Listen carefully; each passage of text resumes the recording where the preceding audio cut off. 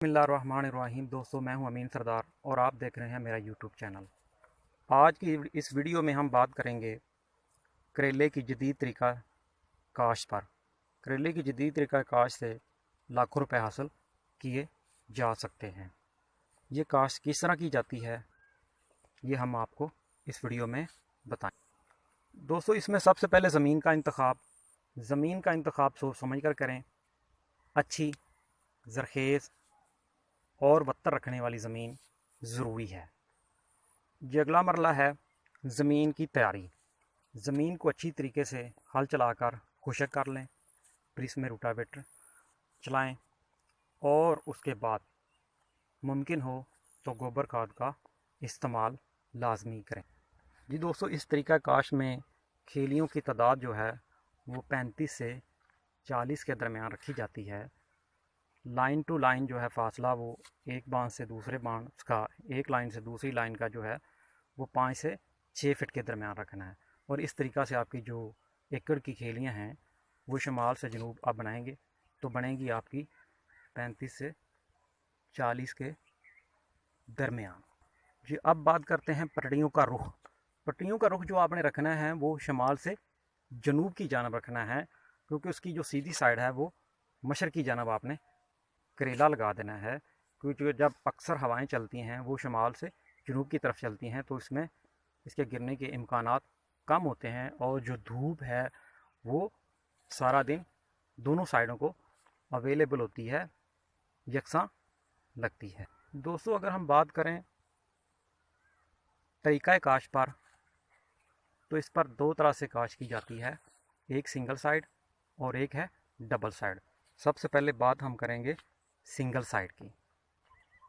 जी दोस्तों, single side तरीका में इस तरह एक साइड पर करेला काश कर दिया जाता है और दूसरी साइड पर आप इंटरक्रॉपिंग कर सकते हैं। इंटरक्रॉपिंग करने के लिए हमने दो चीज़ें लगाई हैं, आपको चेक करवाते हैं। फर्स्ट, पहले नंबर पे हमने लगाया जी प्याज। ये आप देख सकते हैं, ये प्याज काश किया है। प्याज की इंटरक्रॉपिंग भी आप कर सकते हैं। जी, दूसरे तरीका में हमने दूसरी जो जगह पे लगाया है वो लगाई है सब्ज़ मिर्च। इसको आप दो मकसद के लिए यूज़ कर सकते हैं। एक तो मंडी में अगर सब्ज़ आप ले जाना चाहते हैं तो सब्ज़, अगर आप इसको पका कर तैयार करना चाहते हैं तो भी ये अच्छी और फ़ायदेमंद चीज़ है। जी दोस्तों, पटड़ियाँ निकालने के बाद, इंटरक्रॉपिंग के बाद नेक्स्ट जो ऑप्शन है वो है बीज का इंतखाब। बीज का इंतखाब आपने अपने इलाके की मंडी में डिमांड के हिसाब से करना है। मुख्तलिफ़ वैराइटीज़ पाकिस्तान में अवेलेबल हैं, मिल जाती हैं मार्केट से, लेकिन उनके साइज़, उनकी फ्रूटिंग में फ़र्क होता है। जो मुख्तलिफ़ एरियाज़ में मंडियों में पसंद किया जाने वाला बीज हो और सबसे महंगा जो सेल होता है, आपने वही काश करना है। सबसे पहले अपने इर्द गिर्द से मालूमात इकट्ठा करनी है कि कौन सा सीड आपके एरिया में ज़्यादा डेवलप है, लेकिन वो हाइब्रिड होना चाहिए, ज़्यादा पैदावार देने वाला, जो 2 से 3 बैग फी लाइन पैदावार दे, वही बीज का इंतखाब आपने करना है। इसकी इकसाम मुख्तलिफ़ हैं। पाकिस्तान में मुख्तलिफ़ एरियाज़ में मुख्तलिफ़ इकसाम का बीज जो लगाया जाता है। हाइब्रिड बीज के इंतखाब के बाद बीज की मिकदार, जो बीज की मिकदार है वो मुख्तलिफ़ होती है। आपने अगर 40 लाइनें निकाली हैं तो उसमें 50 ग्राम वाले इस तरह के हाइब्रिड जो बीज है, 50 ग्राम वाला पैकेट, इस तरह के 10 पैकेट, 8 से 10 पैकेट यूज़ होते हैं। एक पैकेट में 50 ग्राम सीड होता है। अगर उसे आप काउंट करेंगे तो वो तकरीबन 300 प्लस बीज होंगे एक पैकेट में। तो बीज से बीज का जो फासला है जब आपने लगाना है तो वो तकरीबन 2.5 से 3 फीट का फासला होता है। एक सीड से दूसरे सीड का फासला जो है वो 2.5 से 3 फीट का आपने रखना है। 2.5 से 3 फीट के फासले पे आपने बीज लगाना है। जो बीज इजाफी हो उसको आपने रख लेना है, क्योंकि बाद में जो पौधे नहीं उग पाए उनकी जगह दोबारा आपको लगाना पड़ते हैं। तो इसके बाद जो नेक्स्ट है वो है बीज की तैयारी। बीज आपने क्या करना है, लगाने से 2 दिन पहले पैकेट से लूज़ करें और फिर उसको पर्सन के टाट में बांध कर 3 से 4 घंटों के लिए पानी में भगो दें, मतलब किसी टब वगैरह में भगो कर रख दें। उसके बाद एक पर्सन की बोरी लें, उसको पानी का छट्टा लगाकर 4 घंटों बाद बीज, उस टाट में बंधे हुए बीज को निकाल कर पानी से बोरी में लपेट कर दिन को धूप में और रात में किसी कमरे में रख दें। 2 से 3 दिन के बाद आपने निकाल कर फिर ज़मीन में इस तरह पानी छोड़ के 2.5 से 3 फीट के फासले पर आपने लगा देना है। पानी लगाने के बाद जब उसकी पानी की रेंज से 2 इंच ऊपर आपने उसको लगाना है, पानी बंद कर लेना है। जब पानी की रेंज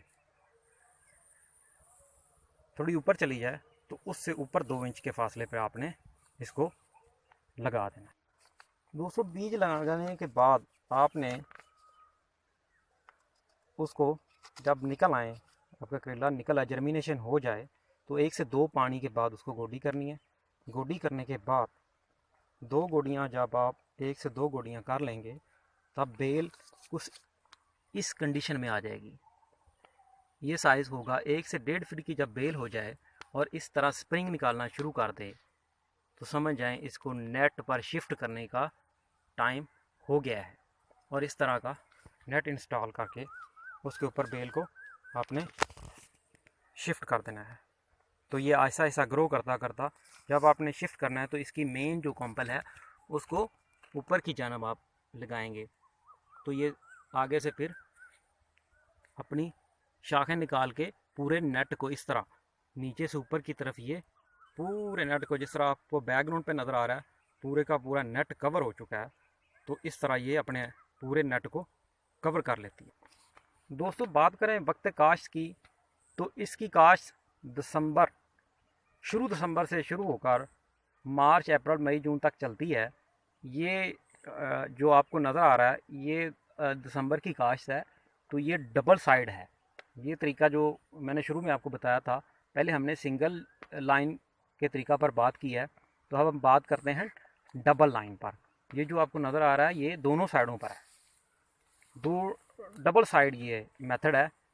इसमें लाइनें उतनी होती हैं लेकिन फ़र्क ये होता है पानी और खाद, ये दोनों चीज़ों की बचत होती है। ये एक लाइन में एकड़ में 40 के बजाय ये 20 लाइनें बनती हैं। अगर आप दिसंबर में काश्त करते हैं तो इसके लिए डेफिनेटली ऊपर आपको शापर वगैरह लगाना पड़ता है। लेकिन अगर आप करेले की काश्त करेंगे फरवरी या मार्च में तो आपको शापर वगैरह की ज़रूरत नहीं पड़ेगी ढांपने के लिए। आप ओपन लगा सकते हैं। ओपन का जो टाइम है वो एंड फरवरी मार्च में शुरू होता है, तो मार्च में हम ओपन लगा सकते हैं। अब बात करते हैं हम खादों की। तो इस तरीका में खाद जो है वो हम हर चुनाई के बाद करेले पर यूज़ करते रहते हैं। जब भी चुनाई करेंगे उसके बाद हम उस पर डीएपी, यूरिया, नाइट्रोफास और पोटाश का इस्तेमाल करते रहेंगे। ये हम इसकी जो डोज़ है वो किस्तों में इंस्टॉलमेंट में देते रहेंगे, क्योंकि जिस तरह से इसकी फ्रूटिंग है, जब ये 80 से 100 बैग तक जाता है तो उस वक़्त डेफिनेटली इसको ज़्यादा खाद की ज़रूरत होती है। तो उस वक़्त हम इसको टाइमली जो है वो खादें देते रहते हैं। तो इस पर जो है वो खाद मुसलसल देते रहना है, वो नहीं रोकनी, क्योंकि इससे जो वल की जो ग्रोथ है बेल की वो वीक हो जाती है। तो जब वीक होगी तो डेफिनेटली उस पर प्रॉब्लम्स भी आती हैं। तो इसको जो है ना आपने डीएपी, यूरिया, पोटाश और बाकी जो जिंक, बोरान, सल्फ़र का इस्तेमाल 2 से 3 दफ़ा आपने इस पर करना है, फ्लड करना है उसको।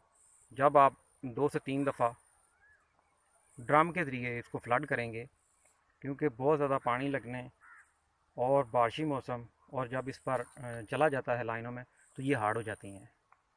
उसके लिए ज़रूरी है कि आप सल्फ़र का सीज़न में 1 से 2 दफ़ा इस्तेमाल करें। ये क्रॉप फरवरी से शुरू होकर सितंबर अक्टूबर तक ये फ्रूटिंग इसकी चलती है। डिपेंड करता है मौसम पर, इसकी बीमारियों पर। अगर टाइमली मौसम ज़्यादा बारिशी हो तो फिर उसमें प्रॉब्लम भी ज़्यादा आती हैं। अगर कोई किसी बीमारी का अटैक हो जाए तो उसमें भी ये जल्दी ख़त्म हो जाता है। अब हम बात करते हैं करेले पर आने वाली मुख्तलिफ बीमारियों की और उनका इलाज। दोस्तों, जब ये ग्रो करता है तो इस पर शुरू में सबज सेला उसका अटैक होता है। उसके लिए आप 1 से 2 दफ़ा स्प्रे करें। और सुंडी वगैरह आ सकती है, सुंडी से बचाव के लिए स्प्रे करें। और जब ये थोड़ा सा ग्रो कर जाता है, 1 से 1.5 फीट की बेल हो जाती है, तो उस वक़्त इस पर जुलसाओं का हमला भी वक्तन होता है। अब आप जब फील्ड में आएँ तो आपने चेक करना है कि जुलसाओ आया है कि नहीं। तो उसके लिए ये इस तरह के पत्ते, जब ये कंडीशन हो जाए तो इट मीन्स कि आपके फील्ड में मसला है। तो उसके लिए फंजीसाइड स्प्रे करें। ये इस तरह के पत्ते हों तो आप समझ जाएं कि फील्ड में प्रॉब्लम मौजूद है। इसके बाद जब इसको पर फूल आना शुरू हो जाएंगे, जब फूल आएंगे तो उसके साथ ही एक प्रॉब्लम है फ्रूट फ्लाई, जो एक मक्खी होती है जिसे हम फ्रूट फ्लाई कहते हैं, फल की मक्खी। वो इस पर अटैक करना शुरू कर देती है। उसकी इलामात ये हैं कि ये जो सामने आपको फ्रूट नज़र आ रहा है, इस तरह का फ्रूट होना शुरू हो जाएगा।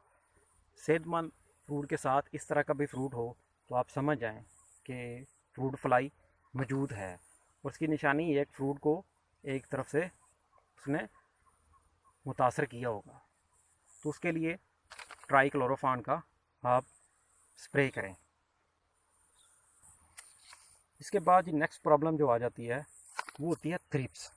इस पर थ्रिप्स का भी अटैक होता है। थ्रिप्स का अटैक चेक करने के लिए जब आप फील्ड में आएँ तो आपकी जो इसकी कॉम्पल होती हैं, फ्रेश कॉम्पल निकली होती हैं आगे से, इस तरह की जो कॉम्पल होती है उसको जब आप खोलेंगे तो उसमें ब्रीक ब्रीक से जो से होते हैं जूनमा कीड़े होंगे, छोटे छोटे से रेंगने वाले जूनमा होंगे। इस कॉम्पल को आप अच्छे तरीके से खोलें। जब इसको आप खोलेंगे तो इसमें आपको वो खुर्दबीनी आले से भी आप देख सकते हैं। अगर एक्सपीरियंसेबल हैं तो आपको आम तरीके से भी जज हो जाएंगे। तो उसके लिए आप एसीफेड का स्प्रे करें। इसके बाद जो अगली प्रॉब्लम है वो होती है वाइट फ्लाई की।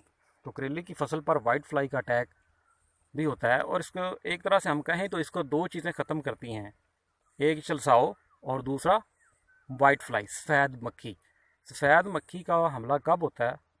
उसका हमला जब बारिशी मौसम मानसून आती है उस वक्त उसका अटैक आता है। उसको चेक करने का तरीका है, जब आप फील्ड में आएँ तो इस तरह अच्छे से आपने उसको हरकत देनी है अपनी इस पूरे नट को। तो इस तरह जब ये हिलेगा, इस तरह पूरी बेल हिलेगी, तो उसके नीचे से इस तरह आपने कर लेना है। इस तरह पत्ते को आप ऊपर करेंगे तो आपकी इसकी बैक साइड पर वाइट वाइट सी छोटी छोटी सी मक्खियाँ नज़र आएंगी सफ़ेद किस्म की। तो उसका मतलब है कि आपके फील्ड में वाइट फ्लाई का जो अटैक हो गया है। तो उसके लिए आपको प्रॉपर स्प्रे करना है। बहुत विजिलेंट, चुस्त रहने की ज़रूरत है वाइट फ्लाई से, क्योंकि काफ़ी सालों से करेले की फसल को नुकसान पहुंचा रही है वाइट फ्लाई, और एक तरह से कहें तो वो ख़त्म कर रही है। तो उसके लिए जो आपने स्प्रे करने हैं वो 2 किस्म के होंगे। एक होता है अडल्ट, जो जवान मक्खी है उसको मारने के लिए, और एक किस्म का स्प्रे होता है जो उसके अंडे और बच्चे हैं उनको ख़त्म करने के लिए। तो दोनों किस्म के स्प्रे करना ज़रूरी है। आपने अडल्ट को भी मारना है और उसके साथ साथ उसके बच्चों को भी, तब आप उस पर कंट्रोल हासिल कर सकते हैं। इसके बाद आता है जी आपने बैग कौन सा यूज़ करना है। तो बैग भैया आपने अपने एरिया की जो मंडी है उसमें किस किस्म का बैग इस्तेमाल किया जाता है, उसकी क्या कीमत चल रही है, उसके हिसाब से आपने बैग लगाना है। वो आप अपने एरिया की आड़त से कॉन्टैक्ट करके उनसे मालूमात हासिल करते हैं। हम भी अपने पूरे सीज़न में वक्तन फ़क्तन बैग पैकिंग को बदलते रहते हैं उनकी रिकमेंडेशन के मुताबिक। जी फिर किसी वीडियो में नेक्स्ट टाइम हाज़िर होंगे। मुझे दीजिए इजाज़त। अल्लाह निगहबान।